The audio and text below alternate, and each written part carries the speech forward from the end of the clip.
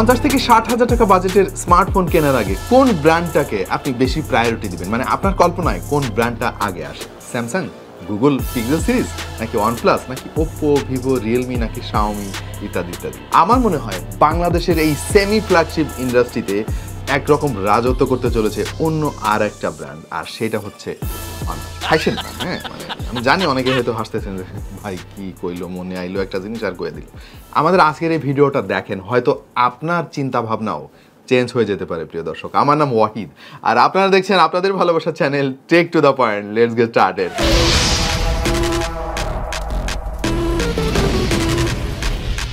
এবং শুরুতে তো ডিজাইন নিয়ে কথা বলতেই হয়, কারণ ভাই প্রথমেই দর্শনধারী পরে গুণ বিচারী। এই ফোনটাতে কিন্তু ইউনিক একটা ডিজাইন প্যাটার্ন রয়েছে। দেখেন খেয়াল করে, পেছনের এই ক্যামেরা বামগুলো কিন্তু বাজারের অন্য কোনো ফোনের সঙ্গে মিল নাই। তারা ডিফারেন্ট কিছু করার চেষ্টা করেছে এবং টু বি অনেস্ট দেখতে কিন্তু খুবই ভালো লাগছে আমার কাছে। ব্যাকপার্টটা দেখতে কিন্তু খুবই ভালো লাগে যতক্ষণ পরিষ্কার থাকবে, বাট ঝামেলা হয়ে গেছে ভাই এটা গ্লসি ফিনিশ হওয়াতে আপনার হাতের ছাপ প্রচুর লেগে যাবে এবং কিছুক্ষণ পরপর আপনাকে পরিষ্কার করতে হবে। সুতরাং এই অবস্থায় এই ব্যাক কভারটা ব্যবহার না করা ছাড়া আপনার কোনো উপায় নাই। ডিসপ্লেটার দিকে খেয়াল করে দেখেন, নরমালি আমরা তো ডানে বায়ে কার্ভ দেখি, এবার তারা যেটা করেছে ওপরের নিচেও কিন্তু তারা কার্ভ ডিজাইন দিয়েছে এবং এর ফলে আপনার কাছে মনে হবে যে ভাই আপনি একটা ডিসপ্লে ধরে বসে আছেন। যদিও এই যে 5 হোল ক্যামেরার কাট আউটটা না, এটা আর একটু ছোট হতে পারতো। একেবারেই বেজেললেস একটা এক্সপেরিয়েন্স এর কাছ থেকে আপনি পাবেন, যেটা দেখতে খুবই ভালো লাগে। পাশাপাশি ফোনটা কিন্তু অনেক স্লিম, মাত্র 7.8 মিলিমিটার, আর ওজনও কিন্তু কম, 183 গ্রামের আশেপাশে। এবং এই ফোনের ওয়েট ডিস্ট্রিবিউশন কিন্তু খুবই চমৎকার। মানে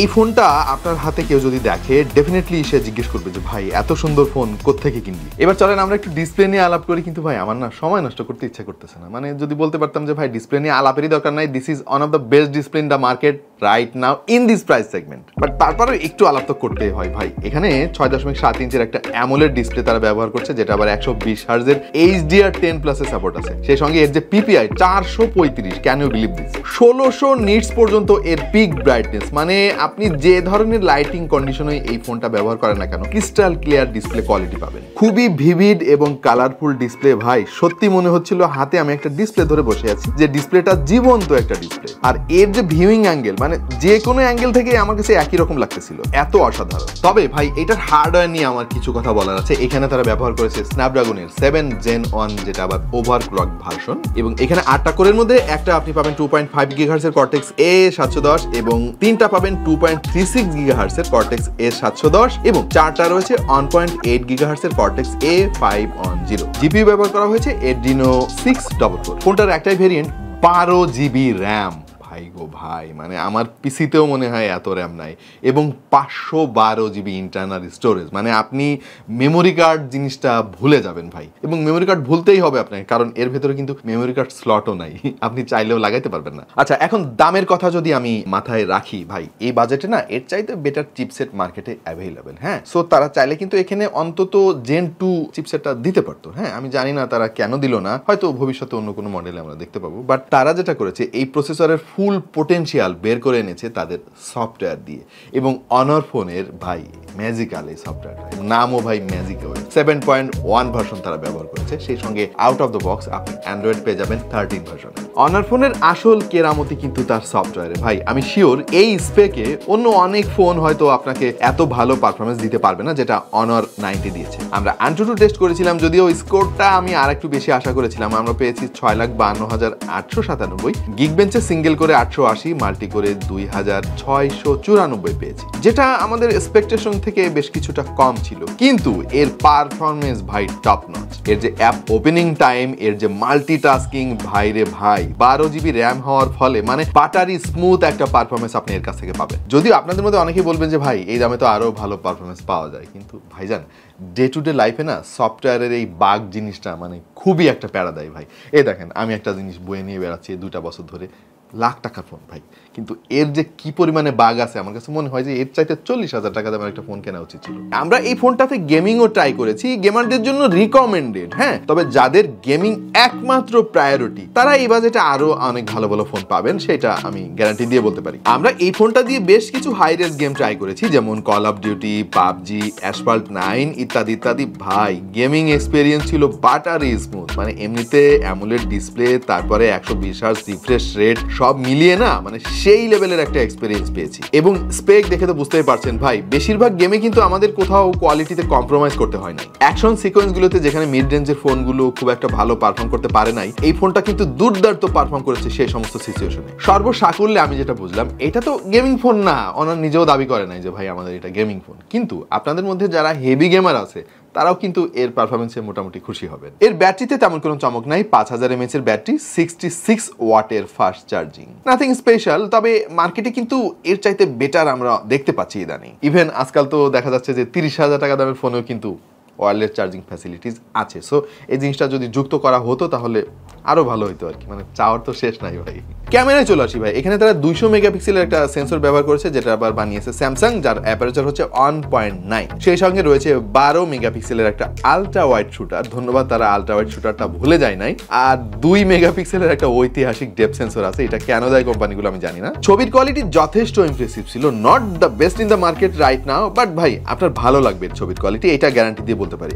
আজকাল অধিকাংশ ফোনে দেখতে পাই যে কালারগুলো অতিরিক্ত স্যাচারেটেড করতে গিয়ে না অ্যাবনর্মাল করে ফেলে, এইরকম প্রবলেম এতে নাই। খুবই রিয়েলিস্টিক কালার পাবেন আপনি, অনেক ডিটেল পাবেন ছবিতে, এবং 200 মেগাপিক্সেল হওয়ার লাভ যেটা, সেটা হচ্ছে যে ছবিগুলো অনেক জুম করেও আপনি তুলতে পারবেন, এবং ছবিগুলো সোশ্যাল মিডিয়ার জন্য রেডি বলে আমার কাছে মনে হয়েছে। আর একটা জিনিস যেটা আমার কাছে খুবই পজিটিভ লেগেছে, সেটা হচ্ছে এর পোর্ট্রেট ফটোগ্রাফি। কমপ্লিকেটেড সিনারিওতেও সাবজেক্ট এত সুন্দর করে আলাদা করতে পারে, দিস ইজ আউটস্ট্যান্ডিং। এর এক্সপোজার কন্ট্রোল খুবই ব্যালেন্সড, অনেক লাইটিং কন্ডিশনে যেখানে এক্সপোজার কন্ট্রোল স্ট্রাগল করে সেখানে কিন্তু অনর 90 দারুণ পারফরমেন্স দেখিয়েছে। রাতে তোলা ছবিগুলো আসলে মোটামুটি ছিল, মানে আহামরি তেমন ভালো বলতে পারছি না, ডিটেলের অনেক ঘাটতি আছে, ছবিগুলো একটু সফট করে ফেলে, সেই সাথে শাটার স্পিডও একটু স্লো হয়ে যায়, ওভারঅল কাজ চালিয়ে নেওয়ার মতো। আপনাদের মধ্যে যারা সেলফি লাভার আছেন তাদের জন্য সুখবর, এই ফোন দিয়ে কিন্তু খুবই দুর্দান্ত কোয়ালিটির সেলফি তুলতে পারবেন। সেলফি শুটার হিসেবে তারা ব্যবহার করেছে 50 মেগাপিক্সেলের একটা সেন্সর। ছবিগুলো যথেষ্ট ডিটেইল মনে হয়েছে আমার কাছে, যদিও স্ক্রিন টোনটা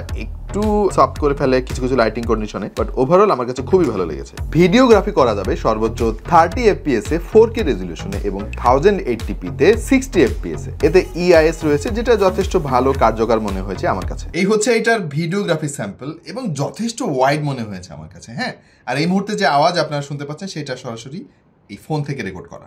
তবে আমার কাছে একটা জিনিস খুবই ইন্টারেস্টিং লেগেছে, আর সেটা হচ্ছে এর পেছনের ক্যামেরা দিয়ে কিন্তু আপনি পোর্ট্রেট ভিডিওগ্রাফি করতে পারবেন, যেটা বেশ রিয়েলিস্টিক এবং প্রফেশনাল লাগে। এর লাউড স্পিকার কোয়ালিটি আমাদের কাছে অনেক ভালো লেগেছে, ক্ল্যারিটি পেয়েছি প্রচুর, এবং প্রচুর ডিটেইল পাবেন এর আওয়াজে। তবে আমার কাছে মনে হয়েছে এর লাউডনেসটা আরেকটু বেটার হতে পারত। ওয়াইফাই সিগন্যাল, নেটওয়ার্ক সিগন্যাল এগুলো ঠিকঠাক ছিল ভাই, এবং সেই সঙ্গে কল কোয়ালিটি নিয়ে তেমন কোনো ইস্যু খেয়াল করি না। এই ফোনের এত ভালো ফিচারের পাশাপাশি কিছু দুর্বলতাও আমরা খুঁজে পেয়েছি, এবং ভাই আমাদের কাজই তো সেটা, ভালো দিক খারাপ দিক সব আপনাদের জানিয়ে দেওয়া, যাতে করে আপনার ডিসিশন নিতে সুবিধা হয়। প্রথম যে জিনিসটা আমার কাছে একটু খারাপ লাগছে ভাই, এত দামি একটা ফোন, স্টেরিও স্পিকার নাই, এটা কোনো কথা ভাই? আমাদের মধ্যে যারা গেমার আছে বা একটু মাল্টিমিডিয়া কনজাম্পশন আমরা করি, স্টেরিও স্পিকার দিলে না মানে জোস হইতো আর কি জিনিসটা। এর ক্যামেরাতে কোনো OIS নাই, অপটিক্যাল ইমেজ স্টাবিলাইজেশনের ব্যবস্থা নাই। EIS আছে, বাট ওটা তো ভাই দুধের স্বাদ ঘোলে মেটানোর মতো একটা ব্যাপার। আশা করেছিলাম এত দামি একটা ফোন অন্তত OIS-টা দিবে তারা। এই ফোনে কোনো IP রেটিং নাই, মানে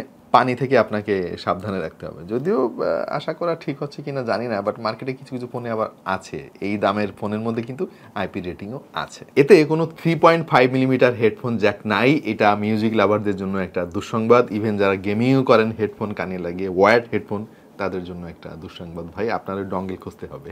আর একটা ব্যাপার খেয়াল করলাম, গেমিং এর প্রসঙ্গ যখন আসলোই ভাই, এটা না মানে হিট হচ্ছিল, এটা আমাদের টেস্টিং আমরা দেখছি, কিছুক্ষণ গেমিং এর পরে পেছনে এই জায়গাটায় ভালোই হিট হচ্ছিল। সো আমি জানি না যে এটা টেম্পোরারি প্রবলেম কিনা, হয়তো আরও বেশি সময় ধরে আমরা ব্যবহার করলে বুঝতে পারতাম, হয়তো 6 মাস ধরে ব্যবহার করে এরপরে অ্যাকচুয়াল রিভিউটা আপনাদের দিতে পারতাম, বাট যেটুকু দেখলাম আমার কাছে একটু মনে হয়েছে স্বাভাবিকের তুলনায় একটু বেশি হিটটা। সবার শেষে যেটা বলবো সেটা হচ্ছে এই ফোনের দাম। দামটা মনে হয় বলিনি আপনাদের, না? আচ্ছা বলে দিই, এই ফোনের একটাই ভেরিয়েন্ট বাংলাদেশে স্মার্ট টেকনোলজিস বিডি এনেছে, আর সেটা হচ্ছে 12GB RAM, 512GB internal storage, এবং এই ফোনের অফিসিয়াল প্রাইস, এই ফোনটা কিন্তু অফিসিয়াল, আপনাকে মাথায় রাখতে হবে। হ্যাঁ, আপনি ওয়ারেন্টি পাবেন, সব ধরনের সাপোর্ট পাবেন, কোনো ঝামেলা হইলে স্মার্ট টেকনোলজিস বিডি আপনার পাশে রয়েছে। অফিসিয়াল দাম হচ্ছে 58,000 টাকা। হ্যাঁ, এই দামটা না একটু আমার কাছে মনে হয়েছে যে ভাই যদি 50-এর ভেতরে কোনোভাবে কাভার করা যাইতো না, বেস্ট হইতো ভাই। মানে তখন আমি বলতে পারতাম যে ভাই এত আলোচনার দরকার নাই, আপনি অনার 90 ফোনটা নিয়ে বাসায় চলে যান। কিন্তু যেহেতু 57,000 টাকা দাম, একটু চিন্তা করতে হয় যে ওই 7,000 টাকা আপনি খরচ করবেন কি করবেন না। হ্যাঁ, একটু দ্বিধাদ্বন্দ্ব আছে আর কি, বাট স্টিল আমি বলবো যে ভবিষ্যতে অনারের ফোনগুলোর দাম যদি আরেকটু হাতের নাগালে আসে, তাহলে এই যে আনঅফিসিয়াল মার্কেট থেকে ফোন কেনাটা একরকম বন্ধ হয়ে যাবে এবং অনার ডেফিনেটলি রাজত্ব করবে ভাই এই সেমি ফ্ল্যাগশিপ, তারপরে এন্ট্রি লেভেল মিড রেঞ্জের ফোনগুলোতে। তো এই ছিল অনার 90 নিয়ে আমাদের গবেষণার ফল। প্রিয় দর্শক, আপনার কাছে কি মনে হয় এই ফোনটা কোথায় কমতি আছে বা আমরা কোন পয়েন্টটা মিস করে ফেলেছি, একটু কমেন্টে জানিয়ে দিন। হ্যাঁ, আমরা চেষ্টা করব এই একই ভিডিও নিয়ে পরবর্তীতে আরও আপডেট আপনাদেরকে দেওয়ার জন্য, টুকটাক কিছু এক্সপিরিয়েন্স আপনাদের সাথে শেয়ার করব। আজকের মতো এ পর্যন্তই, দেখা হয়ে যাবে অন্য কোনো ভিডিওতে ভিন্ন কোনো বিষয় নিয়ে। সেই পর্যন্ত সবাই ভালো থাকুন, সুস্থ থাকুন আর দেখতে থাকুন টেক টু দ্য পয়েন্ট।